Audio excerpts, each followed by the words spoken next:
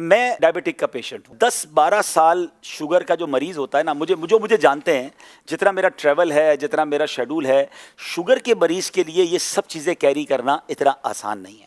मगर मेरे साथ हुआ ये कि मैं पहले तो ठीक चलता रहा, मगर अब से 6 महीने यानी 1 साल पहले से मेरी शुगर ने इंक्रीज़ करना शुरू किया और मैं अल्हम्दुलिल्लाह उसको प्रॉपर्ली चेक करता रहा और 6 महीने पहले मेरी शुगर जो है वो काफ़ी ज़्यादा हो गई। अब मैं कंफ्यूज था कि मैं मीठा नहीं खा रहा हूँ और बहुत कम खा रहा हूँ और मैं अपनी डाइट को कंट्रोल भी कर रहा हूँ, मैं ज़्यादा भी नहीं खा रहा, लेकिन मैं अपनी शुगर को पकड़ नहीं पा रहा था और वो कंटिन्यू बढ़ती जा रही थी।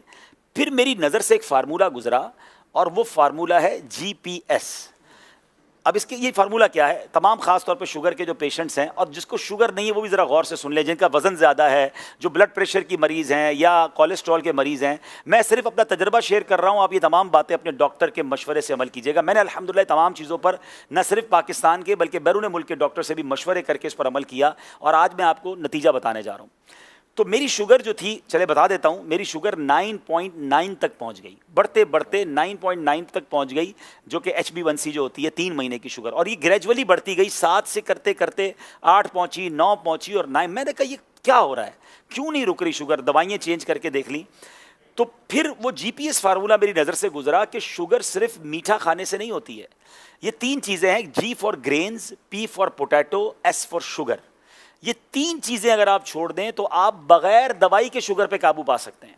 मैं ऐसे कई लोगों को जानता हूं कि जो पहले 2 दवाइयाँ खाते थे, फिर उनकी शुगर 2-5 साल बाद दवाइयों ने असर ख़त्म किया, वो 4 टैबलेट पे पहुंचते हैं, फिर दवाइयों असर ख़त्म करती है, वो इंसुलिन पर पहुंचते हैं और एक वक्त आता है कि उनकी 25-30 साल पुरानी शुगर के बाद इंसुलिन भी काम नहीं करती है और फिर बेचारे आज़ा कटते हमने लोगों के देखे।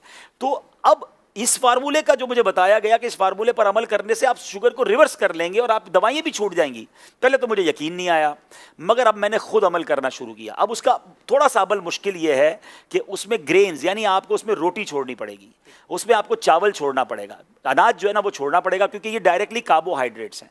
मुझे पता चला कि एक रोटी 4 चीनी जितना अंदर जाके काम कर रही है, वो चीनी नहीं है उसमें, लेकिन वो अंदर जाके कार्बोहाइड्रेट्स उतने बना रही है। अगर आपने 2 या 3 रोटियां खा ली हैं तो आपने 12-15 चम्मच शुगर खा ली समझ लें, और तो शुगर कहां से कम होगी।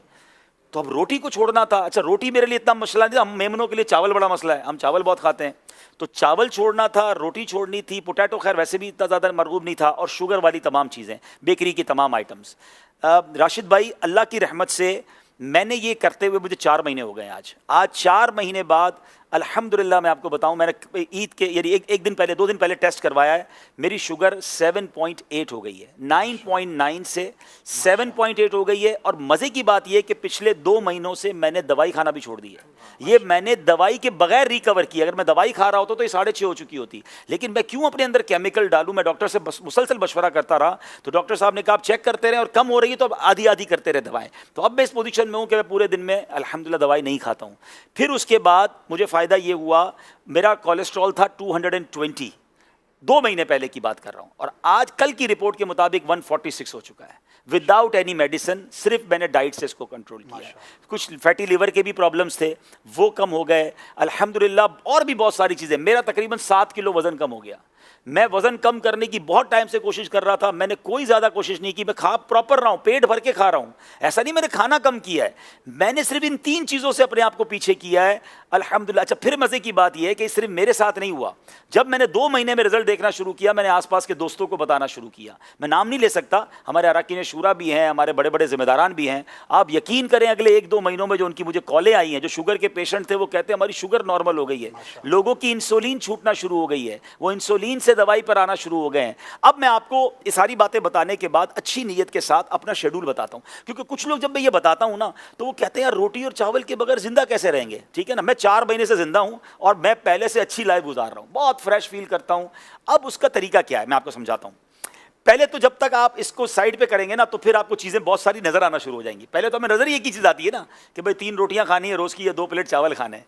तो जनाब आप अल्हम्दुलिल्लाह सलाद, फ्रूट, और फिर आप गोश्त डायरेक्ट थोड़ा सा ले लें, आप बॉयल अंडे खा लें, अगर आपको फ्राइड एग भी खाने तो कम तेल में तल के चम्मच से खा लें अंडे।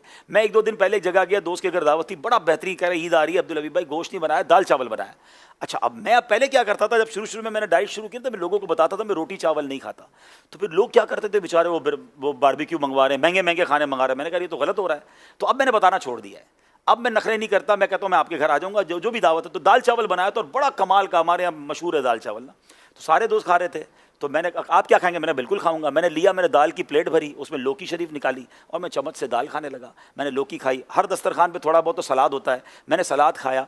देखिए एक फार्मूला अगर आपको समझ आ जाए ना कि आपके वजन का 1% आपका पेट होता है। किसी का 80 किलो वजन है, उसका 800 ग्राम में पेट भरेगा। अब मेरे पेट के अंदर अगर 700 ग्राम की जगह है तो मैंने ये सोच लेना है कि मैंने 700 ग्राम भरना किससे है। याद रखिए, मैं इसको इस तरीके से आपको समझाता हूं, आपके साथ सबके साथ हुआ होगा कि कभी आपको बड़ी शदीद भूख लगी होगी। बचपन में तो ज़्यादा हुआ था, हम गरम गरम रोटी लेने जाते थे और आते आते ही एक रोटी पूरी खा जाते थे। मम्मी ने मंगवाई होती थी रोटी, तो भूख इतनी लगी होती थी वही रोटी खा जाती, क्योंकि भूख लगी होती थी, ना सालन था ना कुछ था, क्योंकि भूख लगी थी। और ऐसा भी हुआ होगा कि आपने कभी दोस्तों के साथ दाल चावल खाया होगा या दाल रोटी खाई होगी, पेट भर गया। अब दुनिया की बेहतरीन चीज आपके सामने आ जाए तो आप क्या कहते हैं? यार अब तो पेट भर गया। इट मीन्स पेट ही भरना है, लज्जत तो जबान तक है। तो अगर आप इस 700 ग्राम की इस प्रॉपर थैली को अच्छी चीज़ों से भर लेते हैं तो आपको फिर खत्म हो जाएगा चैप्टर, आपका पेट भर जाएगा।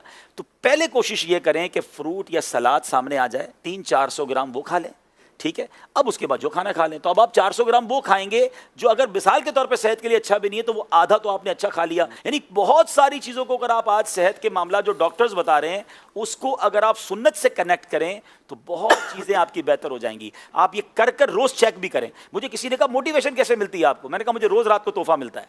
कहते कैसे? मैंने कहा मैं रोज़ पूरा दिन गुजार के सोने से पहले खाने के 2 घंटे बाद शुगर चेक करता हूँ और मुझे पता चलता है कि मेरी पूरे दिन की डाइट में बगैर दवाई पिए मेरी शुगर नॉर्मल है। मैं अगले दिन के लिए फिर तैयार हो जाता हूँ कि मैंने इंशाल्लाह ये चीज़ें नहीं खानी है और अल्हम्दुलिल्लाह मैं इसका नतीजा देख रहा हूँ। तो अच्छी नीयतों के साथ खैरुन्नासी मन यनफ़उन्नास, लोगों में अच्छा वो है जो दूसरों के लिए भी अच्छा बने। तो मैं जो अपने लिए अच्छा समझ रहा हूँ आपको बताया है।